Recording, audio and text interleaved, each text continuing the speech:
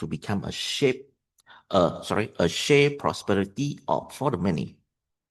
All right. Okay, let's look at this. So just now we just reviewed the emergence of the Bitcoins, Ethereums, and the first wave of DeFi, right? So now let's look at the central idea, all right? The evolution of DeFi is not a matter of choice, but it's an unavoidable trend, all right? So to understand this, we must place it within the broader context of the global finance landscape, all right?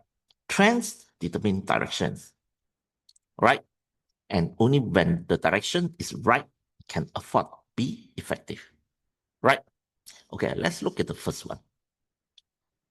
The limitations and inequities of traditional finance. All right, like what?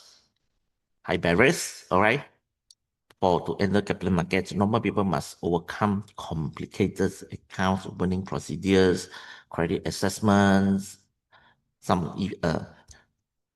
and some even the geographic restrictions. All right, especially like young workers, in a developing country, it's very easy to get rejected by the bank because of unstable incomes or lack of credit history, right? And scams will be this high cost. According to World Bank data 2022, the average fee for cross-border remittance is around 6.5%. It means that if a migrant worker spend $1,065 may be deducted, right? It's nearly equivalent to several days of salary. But if you compare, transferring USDT or on chain usually costs less than $1, right?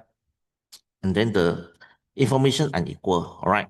For the institution, always they have insider news, right? So that's why they can make decisions and make decisions better and earlier. But for normal people, we cannot do that, all right? So as a result, the rich get richer and poor get poorer, all right? So that's the problem. Okay. So in 2009, so Bitcoin was born, all right? So the revolution aspect of DeFi are like what? Borderless, anyone with one smartphones, a wallet can enter the global finance cycle, all right? And transparent. All rules are written into smart contracts, verified on change, okay? And not dependent on personal promises. Everything you can check on chain.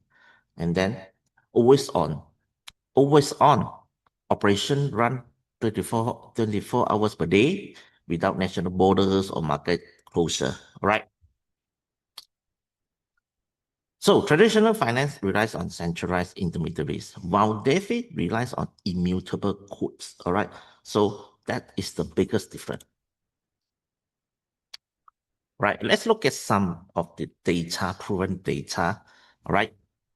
So in 2023 report, the IMF point out that there are more than 114 countries are researching central bank digital currency, all right?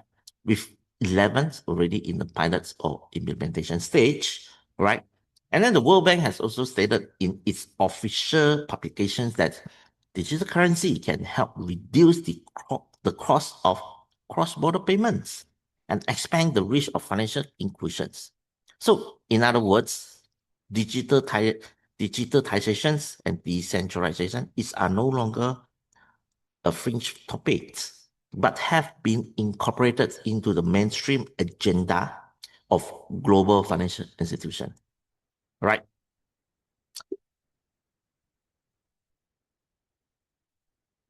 Okay. So because of that, the common concern of normal people will be this. Shall I speak? Will this digital currency, hold on. Will digital currency be completed banned or not? In some country, they have this issue, but in fact, being dispelled because very mainstream are themselves driving towards all these institutionalizations. All right. So the common concern of normal people it's like that. But based on all the trends that we can see that it's not a problem. Okay. Yep. Good. All right. Greetings to everyone, to Magics, all right, Michi, and everyone. Okay.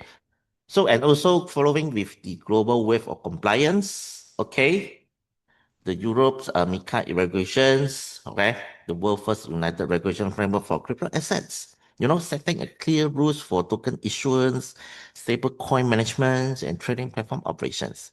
And also in Hong Kong with all these crypto asset licensings, all right, and also the Singapore and UAE both actively support Web3 and DeFi and tribunal attracting numbers of projects. All right.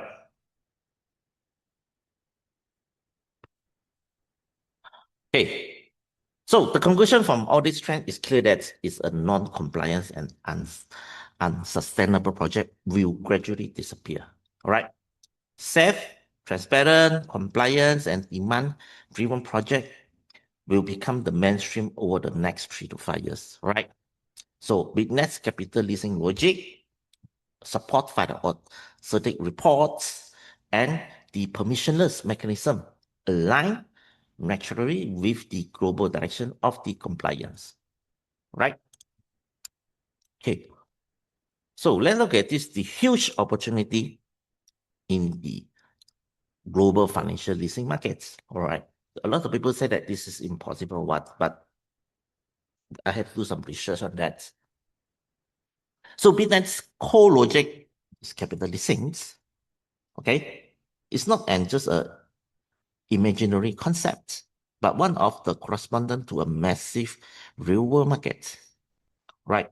So according to industry statistics from 2023, the global financial leasing market has already exceeded $1.4 trillion in size, right? So among the fastest growing regions in Asia Pacific, China, India, and Southeast Asia, all expanding rapidly, okay? So the essence of leasing is very simple, okay? Paying a usage fee rather than taking on debts. Enterprises, in order to access capital or equipment, pay a fee, but do not assume the high risk burden of that. Understand?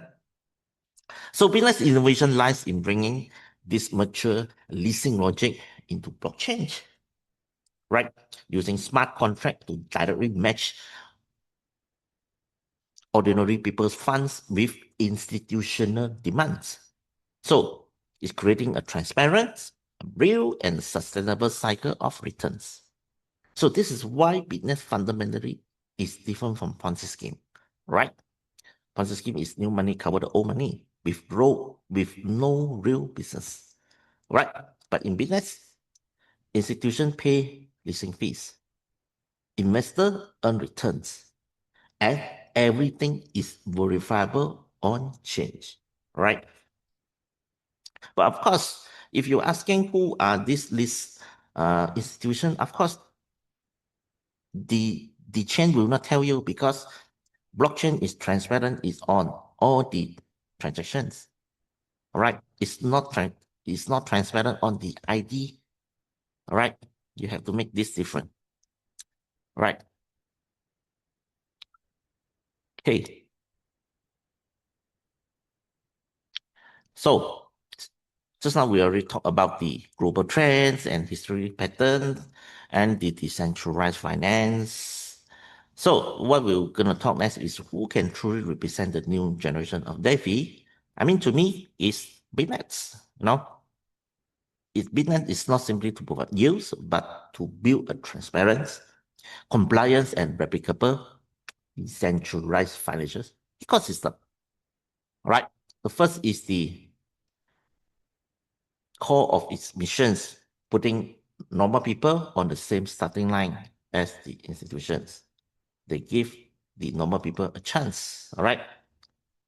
And then the three dimensions of missions. Okay. Business mission is not just a slogan. All right. It is concentrated, expressed in 3 dimensions. First, the mission of education. All right, in BitNest, we always educate everybody. All right, when you have someone to set up wallets, complete their first investment, you will receive a long-term commission. All right, so BitNest encourage educations. So by doing this, it turns education from an unpaid into a profitable activities, right? So by doing this, the entire ecosystem gains the ability to self-replicate and expand, right? So BitNest pioneered the concept of education as income, making true financial illusion possible, right? And the second will be this.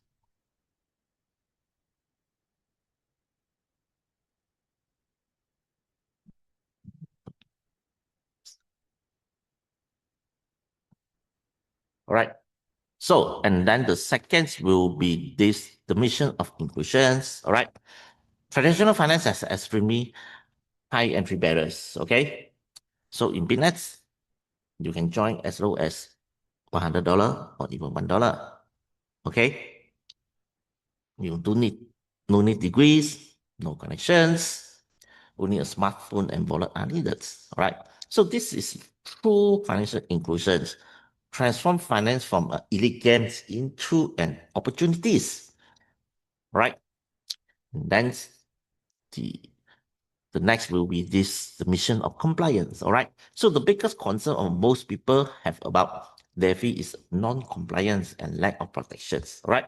From the very beginnings, BitNest have embedded compliance into its designs. All right. And all logic is written into on-chain smart contract, which cannot be tampered with. Right. So returns come from institution leasing fees, plus the real transaction fees from pancake swaps. So not from robbing Peter to pay Paul or this model, right? So the core contract has passed the certificate reports, all right? Authoritatively, audits are fully open for public verifications, all right? So the platform has renounced the contract permissions, okay? Ensure that no one can misappropriate the funds, right? All are proven with the third-party evidence. Everything you can be checked, right? So BitNest compliance is not a verbal promise, but the inevitable outcomes of its mechanism level design, right? Okay, now let's look at the BitNest ecology blueprints, all right? So BitNest mission is not merely a project, but it is a long-term evolving ecosystem, right? Sandbox, a low barrier entry points, solving the problem of how to start. Loop leasing model, connecting to real demands, solving the questions of where returns come from, all right? The MVC tokens, the field of the ecosystem, solving the question of long-term value.